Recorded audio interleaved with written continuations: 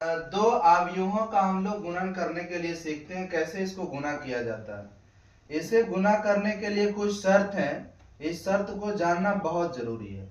जैसे क्या शर्त है, तो जो भी आपके सामने अवयव दिया हुआ रहता है, जैसे हमारे पास ए एक अवयव है, तो इसमें सबसे पहले हम इसका कोटि का निर्धारण करेंगे।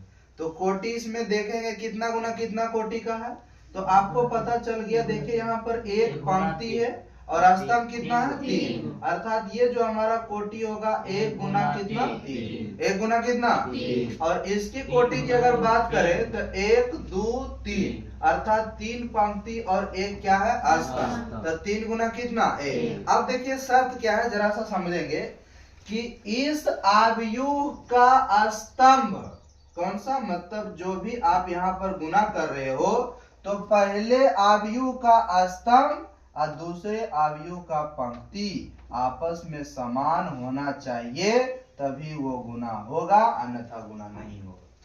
ठीक है, यानी कि कहने का मतलब है मेरा कि ए अवयव का जो यहाँ पर स्तंभ है, उसका यानी कि जो कॉलम है, और इधर दूसरा अवयव का जो पंक्ति है, ये दोनों आपस में क्या होना चाहिए, समान यानी बराबर होना चाहिए।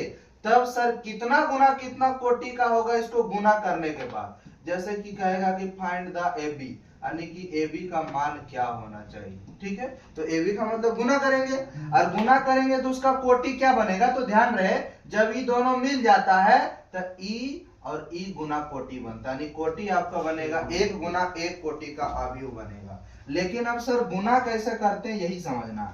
तो AB और A का मतलब आपको लिखा रहा होगा, A का मतलब दिया हुआ है 2 3 और कितना 5, और B का मतलब कितना दिया हुआ है, आप देख रहे होंगे 1 2 3, यही ना दिया हुआ है। अब गुना की प्रक्रिया अगर एक समझ जाते हो तो आप सारे गुना करके बना लोगे।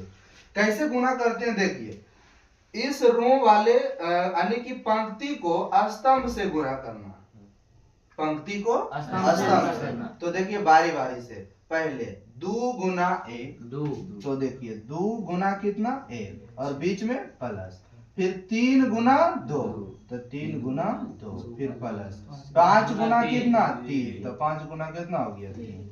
अब देखिए जोड़ दीजिए, आंसर हो जाएगा 2 एकम 2 और 3 दुना कितना 6 और 5 दिया कितना 15। सबको जोड़िए तो बाबू कितना हो जाता है 27। कैसे ना होगा, ये देखिए 1 गुना 1 कोटि का बना, यही हमारा क्या हो गया आंसर। समझ में आ गया कि नहीं आ गया, चलिए बंद करिए। ऐसे करके